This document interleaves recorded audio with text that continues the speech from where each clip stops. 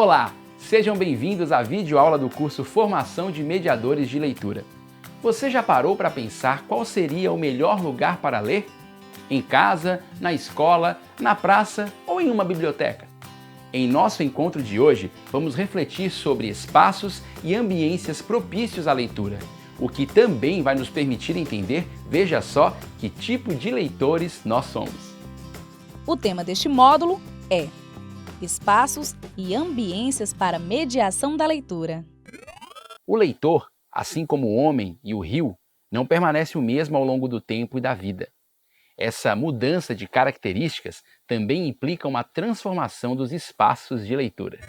Bom, as primeiras perguntas que a gente tem que se fazer é: como lemos? Onde é o melhor lugar para ler? Nós lemos hoje do mesmo jeito que líamos antigamente? A resposta é bem variada, mas a gente pode dizer que nosso perfil de leitor foi mudando ao longo do tempo. Em estudos da professora Lúcia Santaella, ela nos fala de 4 tipos de leitores. O leitor contemplativo era aquele leitor que lia sozinho, em silêncio, na sua biblioteca, um livro que estava parado ou um quadro em um museu. O leitor movente é aquele que começa a ler as imagens das ruas, da fotografia e as imagens em movimento do cinema. Ele muda também a sua relação com os textos. Em seguida, nós temos o leitor imersivo, que é o leitor que se senta à frente de um computador e, através da internet, navega por outros universos, busca informação de outras maneiras.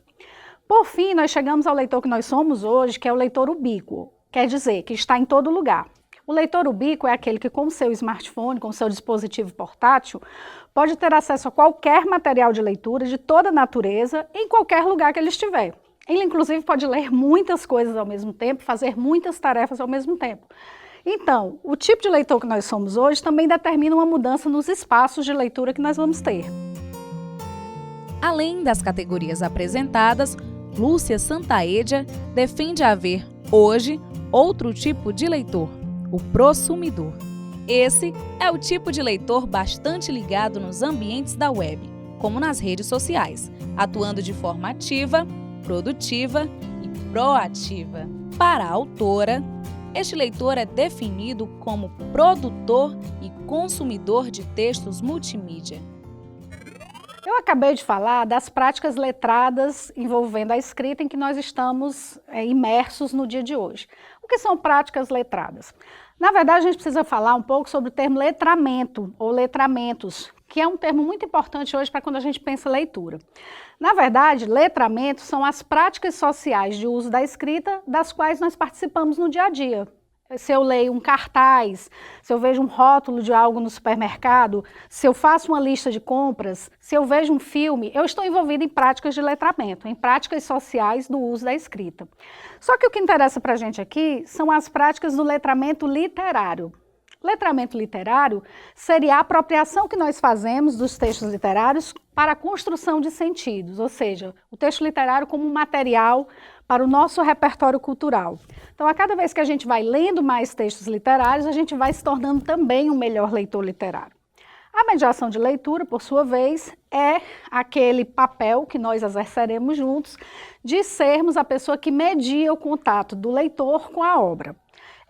Esse contato do leitor com a obra pode ser feito sem mediação, é claro.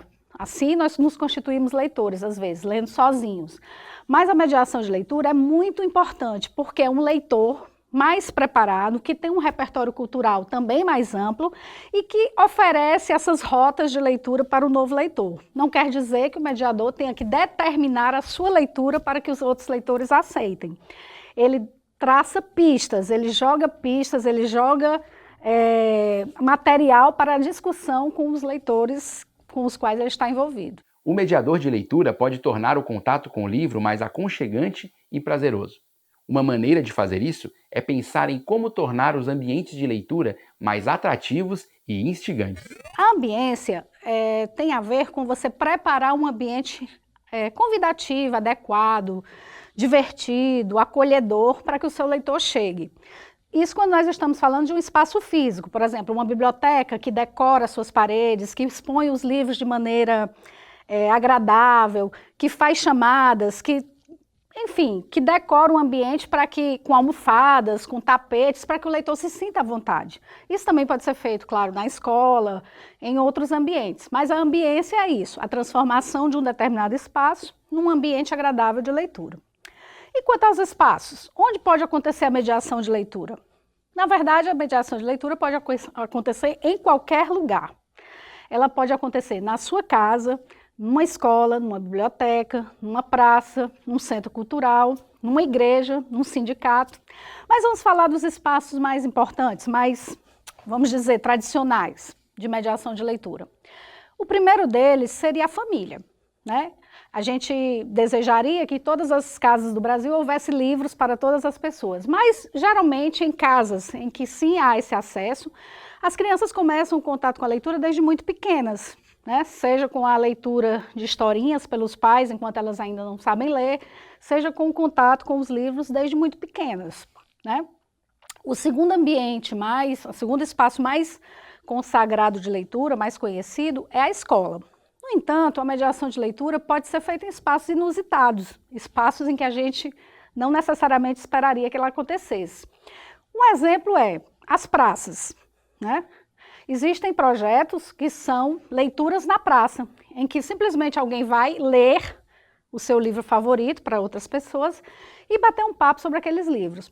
Outros exemplos, nós temos projetos de incentivo à leitura também nas unidades prisionais, né, em que se espera que através da leitura eles consigam fazer mudanças nas suas penas, aliviar as suas penas, num sentido bem amplo da palavra. E também nós podíamos pensar iniciativas em que há mediação de leitura em espaços totalmente exóticos, como projetos de mediação de leitura que acontecem em açougues. Um dono de açougue um dia inventou de criar uma estante no açougue dele e se transformou um grande centro cultural em Brasília, por exemplo.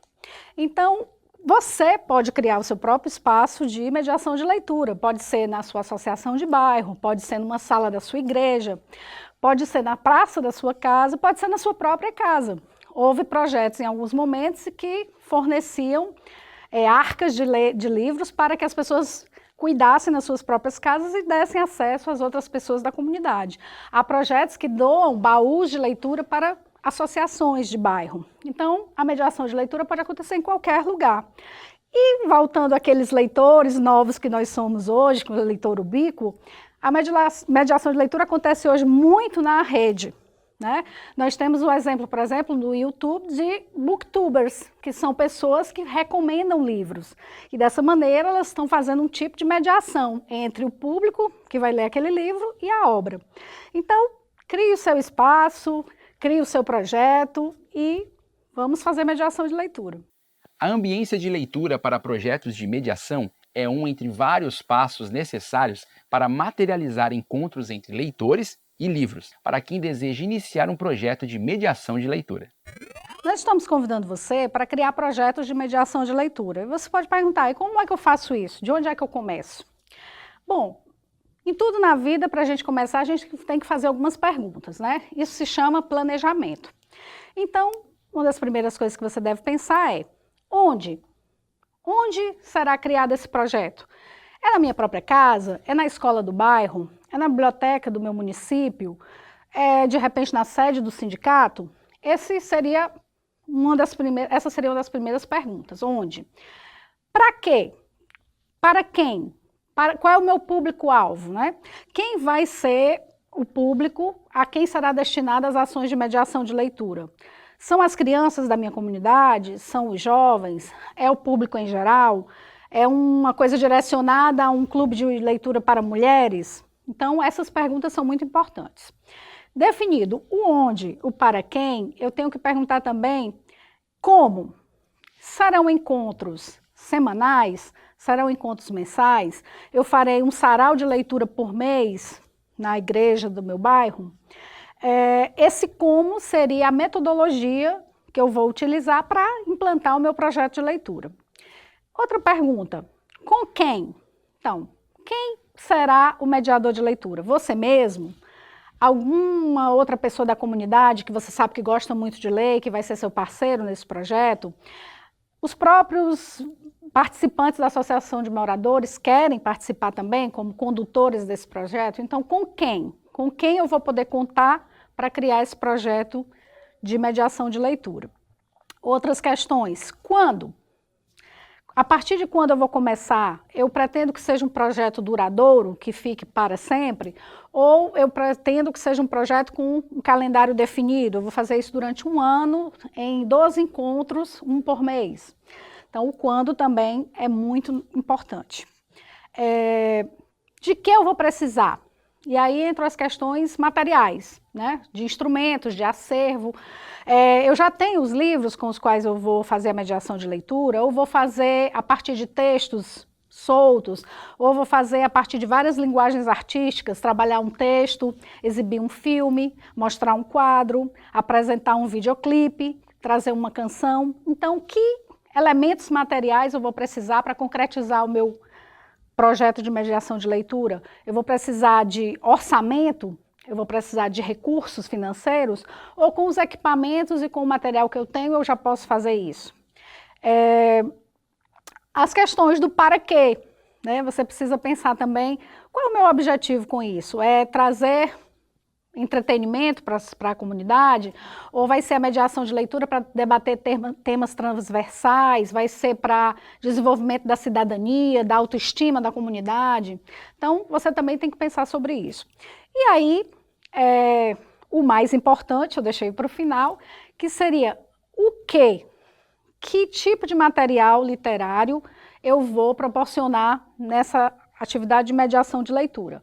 Lógico que isso estará relacionado com todas as perguntas anteriores. O meu público é crianças, eu vou levar coleções infantis, obras de literatura infantil.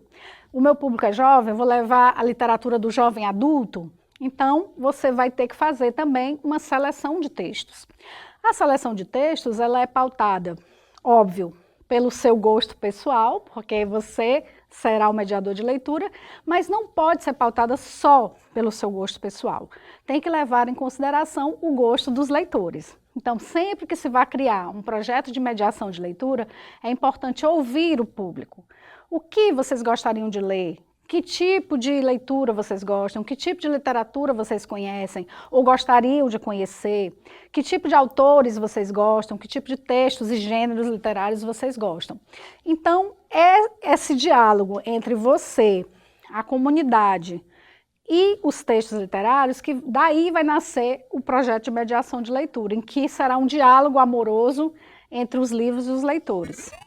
Nós vivemos num mundo, como já falamos, multifacetado, de multilinguagens, com múltiplos textos à nossa disposição.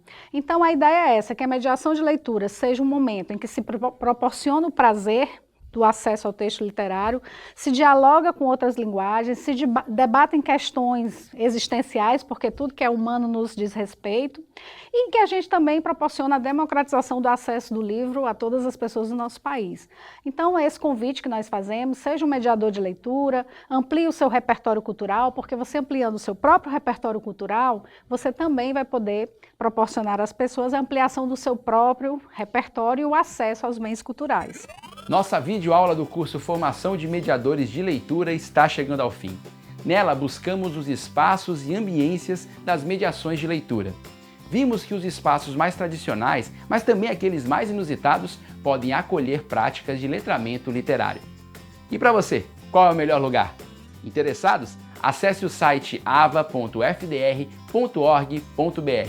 Lá você também pode acompanhar os outros módulos desse curso. Até a próxima!